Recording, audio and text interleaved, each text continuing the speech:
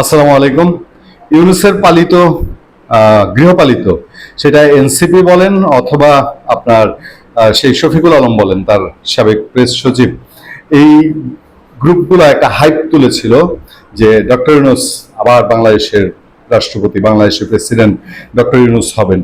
তবে তারেক রহমান শেষ পর্যন্ত এসে এই গভীর খাদে পাড়া দেননি। আমি আজকে যখন মির্জা ফখরুল ইসলাম আলমগীর বাংলাদেশের পরবর্তী রাষ্ট্রপতি হিসাবে চূড়ান্তভাবে মনোনয়ন পেয়েছেন, তারপরে বিএনপির বিভিন্ন লেভেলের কয়েকজনের সঙ্গে কথা বলেছে এবং দেখেছি তারা হাফ ছেড়ে বেঁচেছেন। এবং এই তথ্যও তারা বলেছেন যে বিএনপির মধ্যে কয়েকজন গুরুত্বপূর্ণ ব্যক্তি ছিলেন, যে ডক্টর ইউনূসকে যদি তারেক রহমান রাষ্ট্রপতি মনোনয়ন দিতেন তাহলে তারা বিএনপি থেকে চলে যেতেন, বিএনপি থেকে পদত্যাগ করতেন, তাৎক্ষণিক পদত্যাগ করতেন বেশ কয়েকজন। এবং বিভিন্ন সোর্সে তারেক রহমানকে বা বাংলাদেশের প্রধানমন্ত্রীকে বিএনপির মানুষজনই বিএনপির ভালোর জন্য ইনফরমেশন দিয়েছে যে এই ধরনের একটা হঠকারী ভুল সিদ্ধান্তের পথে যেন তারেক রহমান পা না ফেলেন।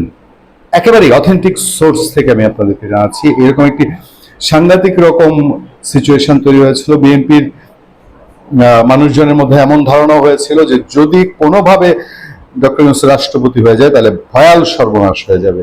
একদিকে আমেরিকার চাপ থাকবে, আমেরিকার সমর্থন থাকবে, তার উপরে সে যাই করুক, উল্টাপাল্টা করুক, বাংলাদেশে ভয়ঙ্কর ঘটনা ঘটাক, তাকে ইমপিচ করা যাবে না, তাকে কিছুই করতে পারবে না।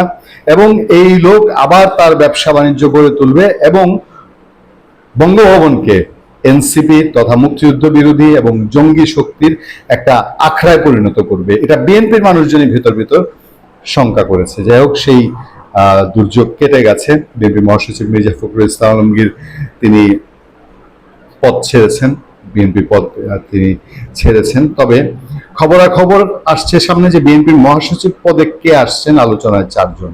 আমার কাছে একটা ইনফরমেশন আছে, সেই ইনফরমেশনটা আমি আপনাদেরকে সবার শেষে দিব। তার আগে রিকোয়েস্ট রইল, যারা এখনো আমাদের চ্যানেলটি সাবস্ক্রাইব করেনি কাইন্ডলি সাবস্ক্রাইব করবেন এবং লাইক এবং কমেন্ট দিয়ে আমাদের পাশে থাকবেন। এটা খবরে বলা হচ্ছে বিএনপি থেকে পদত্যাগ করেছেন দলটির মহাসচিব মির্জা ফখরুল ইসলাম আলমগীর। তার পদত্যাগে দলটির দ্বিতীয় সর্বোচ্চ পদটি শূন্য হয়ে পড়লো। এই পদে বিএনপি কাকে আনবে এ নিয়ে চলছে আলোচনা। বিএনপির নেতা কর্মী ও সমর্থকদের প্রশ্ন, পরবর্তী মহাসচিব কে হচ্ছেন। এই সংক্রান্ত সাংবাদিকদের এক প্রশ্নে বিএনপি স্থায়ী কমিটির সদস্য গয়েশ্বর চন্দ্র রায় বলেছেন, মহাসচিব কে হচ্ছেন এই বিষয়ে অপেক্ষা করেন, পরে জানানো হবে। তবে দলের একাধিক সূত্র বলছে মহাসচিবের পদ শূন্য হলে পদাধিকার বলে সিনিয়র যুগ্ম মহাসচিব রুহুল কবির রিজভী আপাতত ভারপ্রাপ্ত মহাসচিবের দায়িত্ব পালন করবেন। এটাই আমি আপনাদেরকে বলতে চেয়েছিলাম যে বিএনপির রুলস অনুযায়ী এখন সিনিয়র হিসাবে রুহুল কবির রিজভী আহমেদ তিনিই আছেন এবং তিনি বিএনপির ভারপ্রাপ্ত মহাসচিবের দায়িত্ব এখন পালন করবেন আনটিল কাউন্সিল না হওয়া পর্যন্ত। আগামী ডিসেম্বরে বিএনপির কাউন্সিল হওয়ার কথা।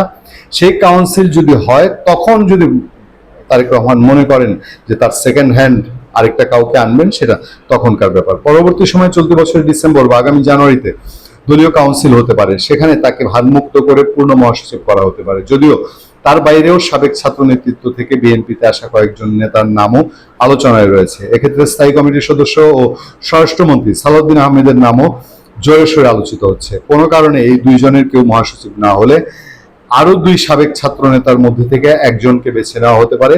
তারা হলেন কেন্দ্রীয় যুগ্ম মহাসচিব ও পানি সম্পদ মন্ত্রী শহীদউদ্দিন চৌধুরী এনি, কিংবা যুগ্ম মহাসচিব হাবিবুন নবী খান সোহেল। এই হচ্ছে এখন পর্যন্ত ডাইনামিক্স।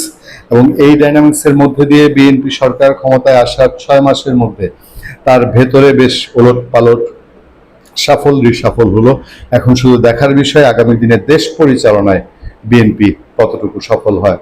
ভালো থাকবেন, সুস্থ থাকবেন। আপনাদের সাথে আমি আতিক রহমান, পূর্ণিয়া।